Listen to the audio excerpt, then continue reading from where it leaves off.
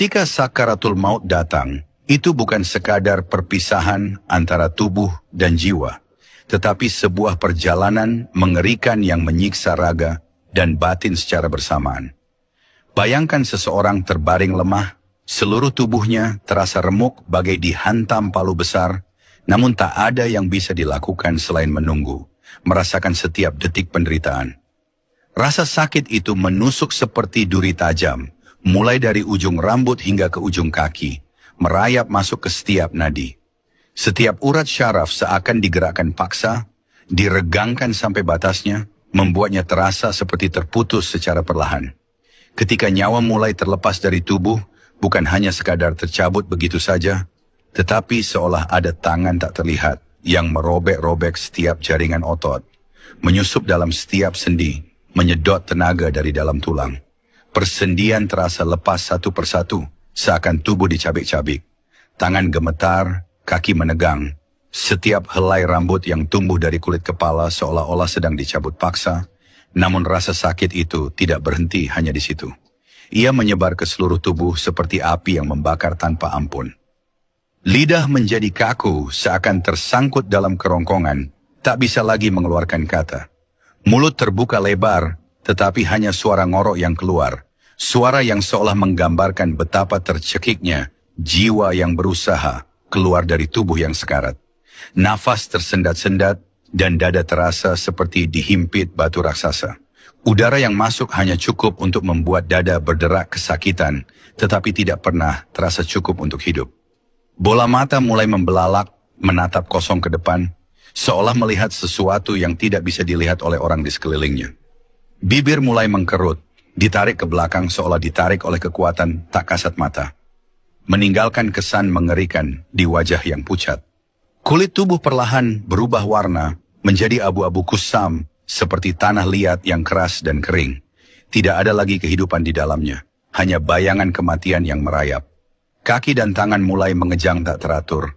Jari jemari mencengkeram apapun yang bisa dijangkau, seakan-akan mencoba bertahan dari kepergian yang tak bisa dihindari. Tulang-tulang terasa seperti hancur menjadi debu, setiap persendian terasa terbuka dengan kejamnya. Nyeri itu begitu mendalam, menusuk hingga ke dalam jiwa.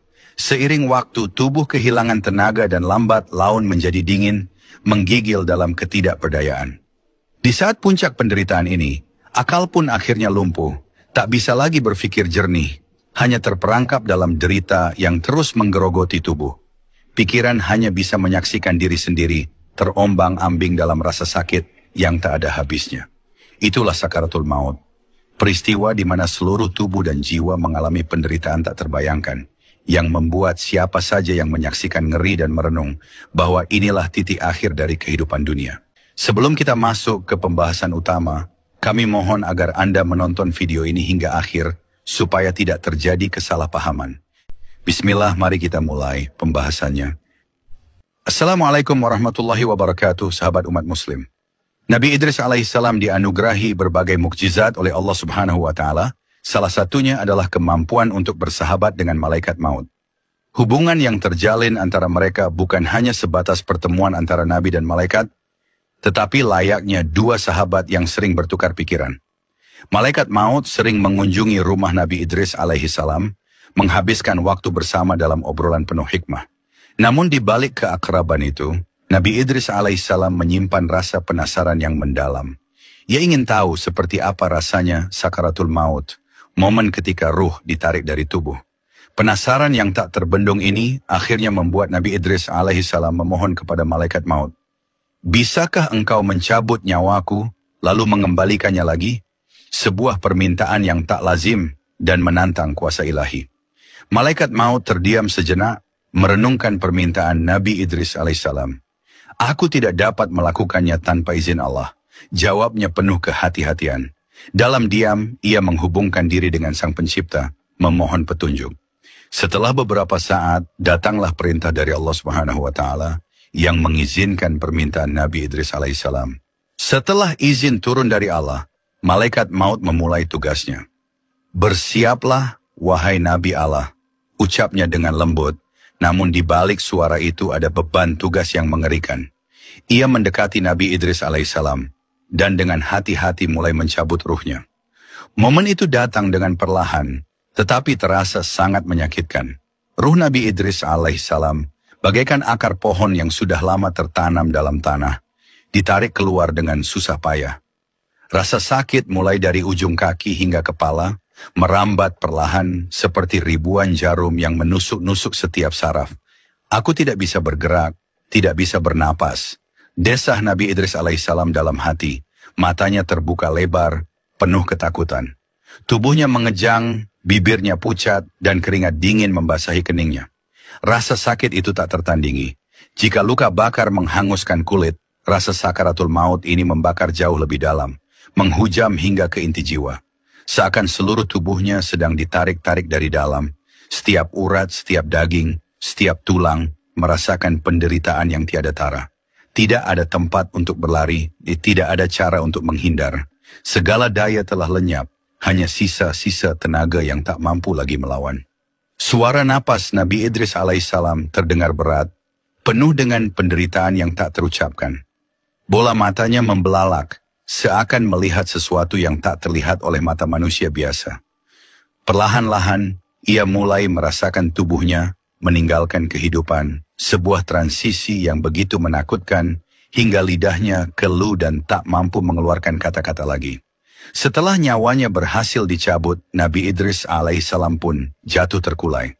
Tubuhnya dingin, tenang dalam kematian. Tapi keajaiban segera terjadi. Atas izin Allah subhanahu wa ta'ala, malaikat maut mengembalikan ruh Nabi Idris alaihissalam ke tubuhnya, memberikan kehidupan lagi pada Nabi yang saleh ini. Ketika ruhnya kembali, Nabi Idris alaihissalam terbangun dengan napas tersengal-sengal. Wajahnya penuh teror dan keheranan. Ia menatap malaikat maut dengan pandangan penuh kebingungan. "Ya malaikat maut, apa yang baru saja aku alami?"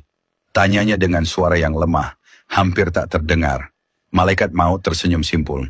"Wahai Nabi Allah, engkau telah merasakan sakaratul maut.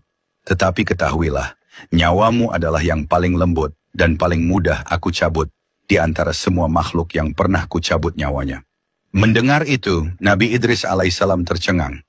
Jika itu yang paling lembut, bagaimana dengan yang paling keras? Pikirnya dengan gemetar. Ia tak bisa membayangkan, jika yang baru saja dialaminya adalah yang paling ringan, bagaimana nasib mereka yang harus merasakan sakaratul maut dalam keadaan yang buruk. Gambaran mengerikan sakaratul maut. Rasulullah Shallallahu Alaihi Wasallam dan para ulama menggambarkan sakaratul maut sebagai pengalaman yang sangat menyakitkan.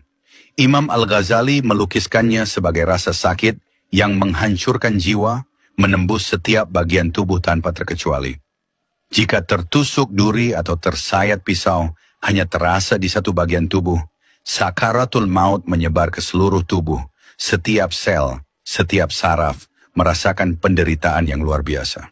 Bayangkan sebuah tubuh yang sedang ditarik-tarik dengan kekuatan yang sangat besar, setiap urat, otot, dan tulang seakan dicabut dari tempatnya.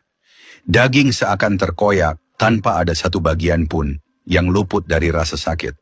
Bahkan luka bakar yang menghanguskan kulit pun masih kalah dibandingkan dengan rasa sakit yang dialami saat sakaratul maut. Bagi mereka yang sedang mengalami sakaratul maut, tidak ada tempat untuk lari.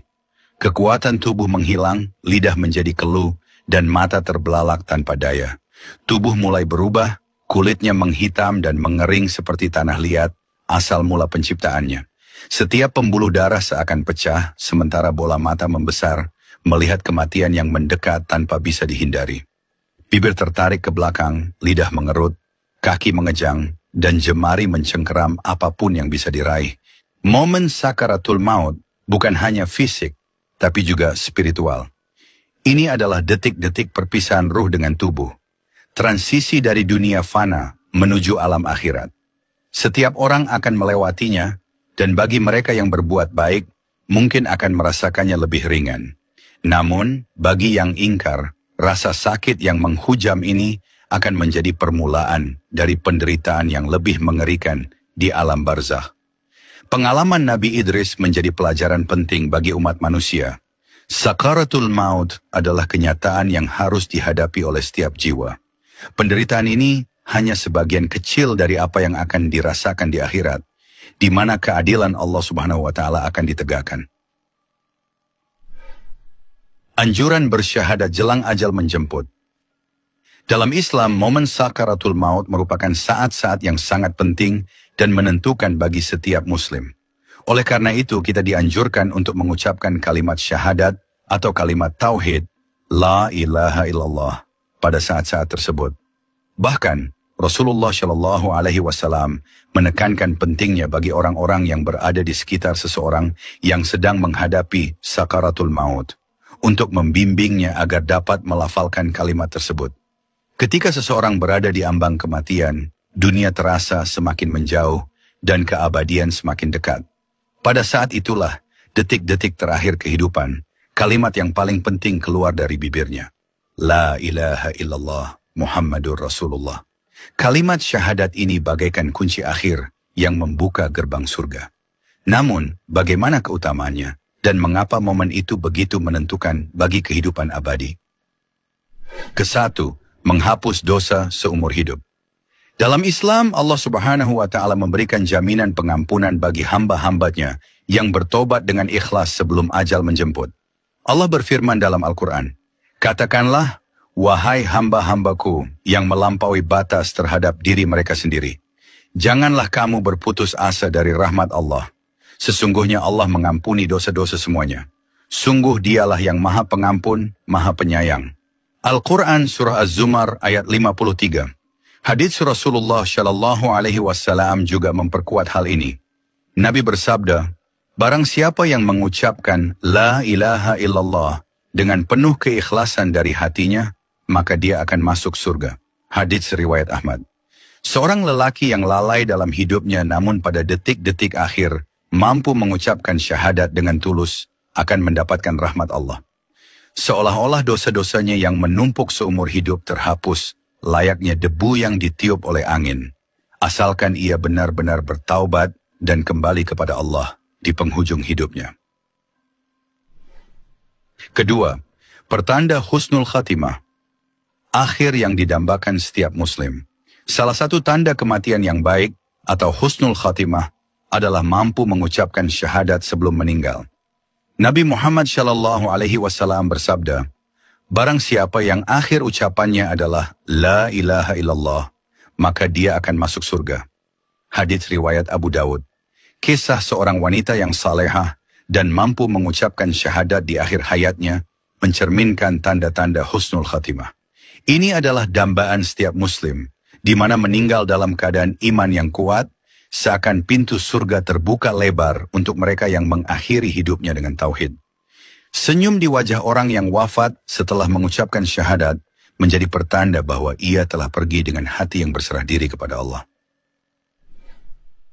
Ketiga, masuk surga, janji Allah bagi yang beriman hingga akhir. Salah satu riwayat yang terkenal menyebutkan keutamaan mengucapkan kalimat tauhid di akhir hayat. Barang siapa yang meninggal dunia dalam keadaan mengetahui bahwa tidak ada sesembahan yang benar selain Allah, maka ia akan masuk surga. Hadits riwayat Muslim. Kalimat La ilaha illallah yang terucap di detik-detik terakhir kehidupan adalah sebuah janji bagi surga. Dalam hadits lain, Rasulullah Shallallahu Alaihi Wasallam juga bersabda, barang siapa yang mengucapkan La ilaha illallah dengan hati yang tulus, ia akan masuk surga. Dan barang siapa yang mengucapkannya di akhir hidupnya, maka Allah menjanjikannya surga. Hadits riwayat Ahmad. Momen sakaratul maut adalah kesempatan terakhir untuk mempertegas keimanan dan keyakinan kepada Allah Subhanahu wa Ta'ala.